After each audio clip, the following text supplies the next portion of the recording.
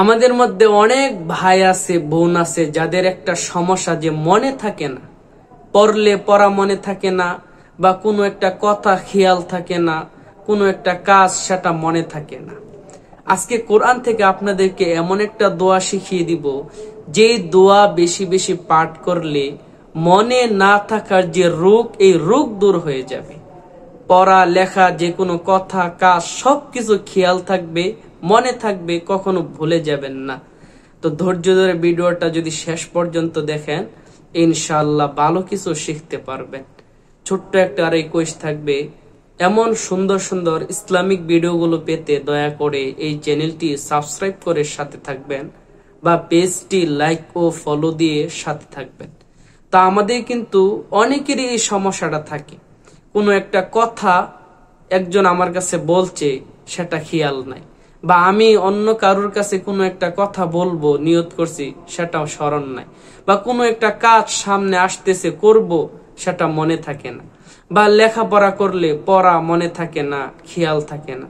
অথবা আপনার ছোট ছোট ছেলে মেয়ে তারা স্কুলে পড়ে, মাদ্রাসায় পড়ে, কিন্তু তাদের ব্রেন খারাপ, পড়লে পড়া মনে থাকে না। প্রাইভেট পড়ান, শিক্ষকের কাছে পড়ান, কোনোভাবেই তারা পড়া মনে করতে পারে না, মনে রাখতে পারে না। তো এই দোয়াটা তাদেরকে শিখিয়ে দেন, অথবা তারা পারে না, আপনি পরে পরে তাদের শরীরে, তাদের মাথায়, তাদের মুখের উপর ফু দেন।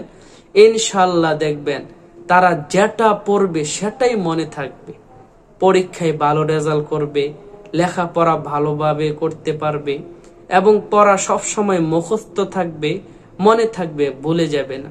বা আপনার নিজের যদি এই সমস্যাটা থাকে যে কোনো কিছু খেয়াল থাকে না, আপনি নিজেও এই দোয়াটা বেশি বেশি পড়েন, ইনশাল্লাহ দেখবেন সবকিছু খেয়াল থাকবে, কোনো কিছু ভুলে যাবেন না, ব্রেন থেকে কোনো কিছু হারিয়ে যাবে না।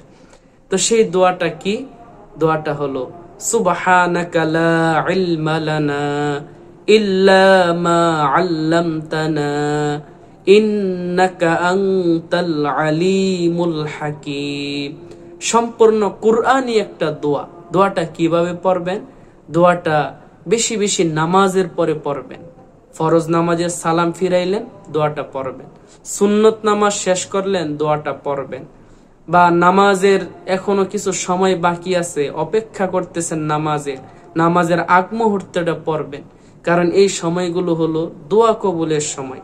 শুক্রবারে আসরের পরে মাগরিবের আগে এই দোয়াটা বেশি বেশি পড়বেন। দোয়া কবুলের সময়গুলিতে পড়বেন, ইনশাল্লাহ দেখবেন মনে না থাকার যে রোগ, এই রোগ আপনার থাকবে না, চলে যাবে, সবকিছু খেয়াল থাকবে।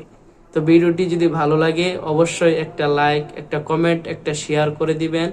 পরবর্তী এমন সুন্দর সুন্দর ইসলামিক ভিডিওগুলো পেতে দয়া করে এই চ্যানেলটি সাবস্ক্রাইব করে সাথে থাকবেন, বা পেজটি লাইক ও ফলো দিয়ে সাথে থাকবেন।